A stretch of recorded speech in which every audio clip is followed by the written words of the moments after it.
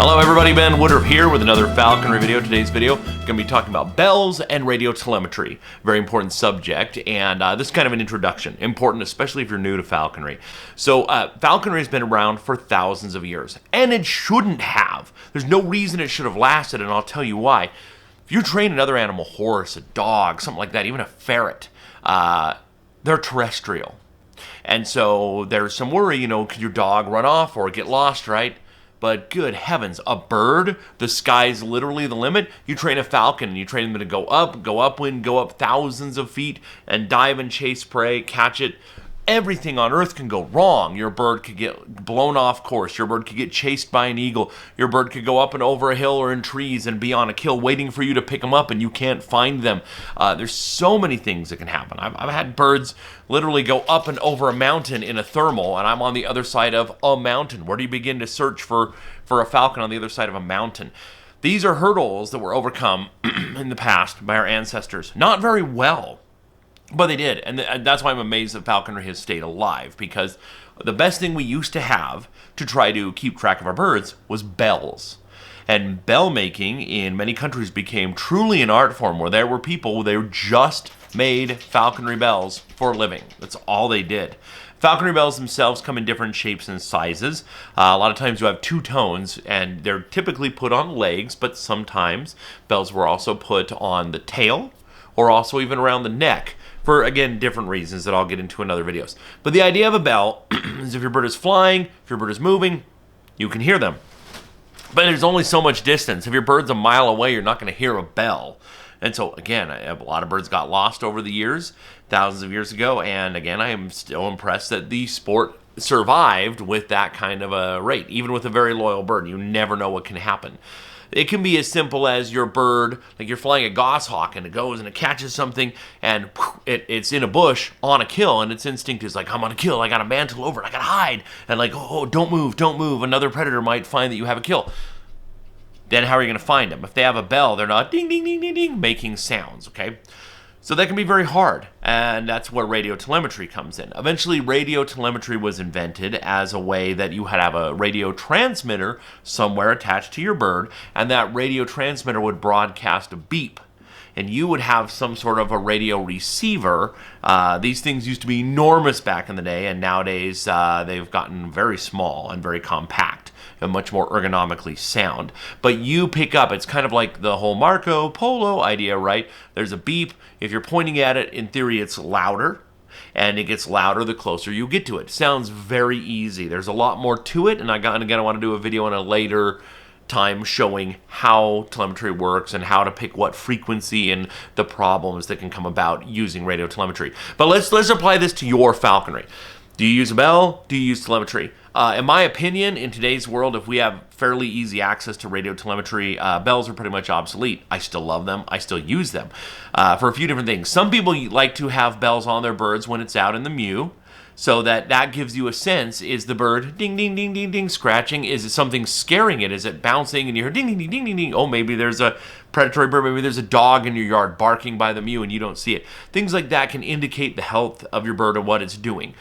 I like to fly my falcons with bells still. I love hearing them going ding, ding, ding, ding, ding, ding, ding, ding, ding, ding. And then, up, and then when they are diving hundreds of miles an hour, the air going through the bells is like, you're shooting air through a bell at several hundred miles an hour. It makes a very different sound, and it's kind of fun to just when they're diving and hunting.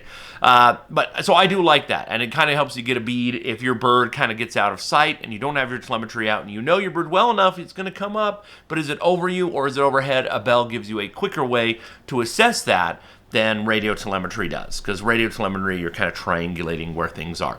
So I still love bells. I still collect very nice bells, and I very much enjoy them. It's part of the art. It's a part of the celebration of the history of falconry. But that's not what I use for finding my birds. I most definitely use radio telemetry. I also use GPS telemetry now, which I'll talk about in a later video. But this is radio telemetry. Radio telemetry, I'll get more in detail later, but there's different ways to attach it. But the most common way is on the legs, same as we do with Jesses. There are lots of different types of transmitters. Some have very powerful, like nowadays I use Marshall radio telemetry, and I like the Power Max transmitter, which is very powerful, very good for falcons. They've also made me some custom antennas for eagles, because eagles are prone to chomp on the antenna and bend it. And I've even made leather sleeves that go over that antenna as well, because some eagles just chomp, chomp, chomp, and it's a pain. Okay, but there's also some that are not as powerful, but a much lighter weight if you're flying a smaller bird, like a merlin or a kestrel or a screech owl, than having something very small, like the micro transmitter. It's just a few grams, and that's something that's really good. There's a lot of different radio telemetry companies, and that's kind of what they'll base off of. Is like, okay, here's something that's expensive but really powerful. Here's something that's cheaper, doesn't have as much range, but it's good for somebody flying a red-tailed hawk or a Harris hawk or a goshawk. A goshawk is not going to go range out on you miles away, most likely. It's probably going to be within 100 yards of you, hiding in a bush, where a falcon might be 5-10 miles away that you're trying to track it down. Big difference, and you have to understand that when you're researching your telemetry and what brand and what type of transmitter you want to get. But what it does is the principle of telemetry is the same as four-wheel drive. Some people, they have a Jeep or a truck, and they're like, okay, we're getting into an area I can't get into. I'm going to put it into four-wheel drive so we can get into the backcountry. It's not wise. What is much wiser to do is say, I will use four-wheel drive to get out of something. If I got into it with four-wheel drive, with two-wheel drive, then I know I can get out with four-wheel drive.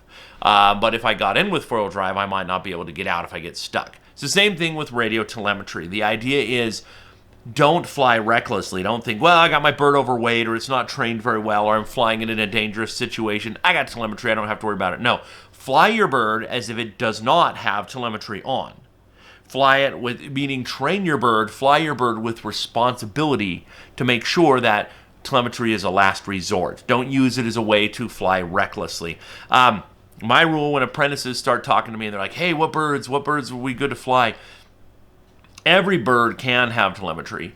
The only birds that I ever fly sometimes without telemetry, and I don't because I have telemetry so I can use it on, but I'm like, you could fairly reliably fly a red-tailed hawk, a Harris hawk, or a kestrel, an American kestrel, without telemetry, and probably not lose them if you are flying right. But really, any other species, if you're flying without telemetry, eventually something's going to happen. Some wild hawk's going to chase off your bird. Somebody's going to come out and illegally start shooting at your bird and scare them off. Something's going to happen that's unexpected. It's going to throw off everything, and you won't have telemetry, and you're going to lose your bird. So I know a lot of falconers who will not sponsor a new apprentice unless they're like, hey, I will only do it if you buy telemetry, because that shows me you're actually committed to doing this right. And I don't fault people for that kind of a practice.